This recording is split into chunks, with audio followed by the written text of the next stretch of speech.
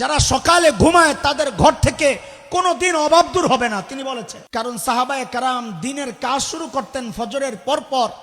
নবী আলাইহিস সালাম যারা সকালে কাজ করে তাদের জন্য বরকতের দোয়া করেছেন। আমাদের জন্য দুর্ভাগ্য, আমরা সকাল ঘুম দিয়ে শেষ করি, বরকত আসবে কোত্থেকে?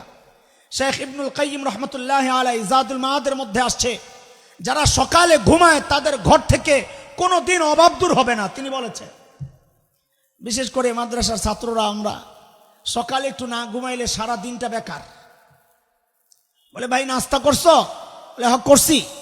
বলে কি দিয়া নাস্তা করছো? বলে ঘুম দিয়া। কি দিয়া? এমনই তো আলোচনা হয়। পরদিন সকাল ফজরের পরপর সাইয়্যিদিনা ওমর বুড়ির বাড়ির দরজার সামনে যায়া দরজা নক করে বলে, বারে আপনার ঘরের কাজগুলো করার জন্য আমি ওমর ইবনুল খাত্তাব হাজির। বুড়ি ভেতর থেকে জবাব দেন, বাবারে প্রতিদিন যেই আল্লাহর বান্দা আমার ঘরের কাজগুলো করেন তিনি ইতিমধ্যেই ওই কাজ করে চলে গেছেন। ও দোস্ত, কখন? ফজরের পর আইসা হযরত ওমর কাজ পায় না। হযরত ওমরের মাথায় ঢুকছে কাজ করাই লাগবে আমার। পরদিন আসছেন ফজরের আজানের ওয়াক্ত, দরজা নক করে বলে, মারে আপনার ঘরের কাজগুলো করার জন্য আমি ওমর ইবনুল খাত্তাব হাজির। বুড়ি আজকেও জবাব দিচ্ছেন, বাবারে প্রতিদিন যেই আল্লাহর বান্দা আমার ঘরের কাজগুলো করেন তিনি ইতিমধ্যেই তো কাজ করে চলে গেছেন। কখন? আজানের ওয়াক্ত।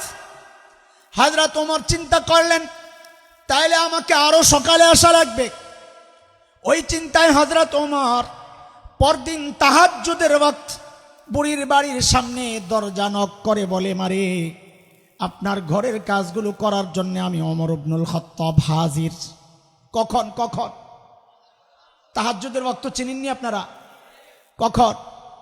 হ্যাঁ, এক একজন এক একটা বলবেন যে যেমনি শিখছেন, কিন্তু একটা ডিজিটাল ব্যাখ্যা আছে।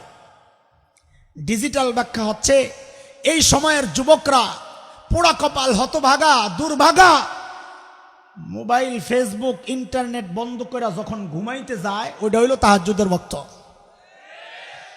সারা রাত সজাগ ঘুমাইতে যায় তাহাজ্জুদের ওয়াক্ত। সবচেয়ে কপাল পড়ছে হইল রাতের চোর, যারা রাত্রে যারা চুরি করে এগো কপাল শেষ। যেই ঘরেই রাত্রে চুরি করতে যায় দরজার ফাঁক দিয়া দেখে মানুষ ঘুমাইছিনি, এমন কোন ঘর পায় না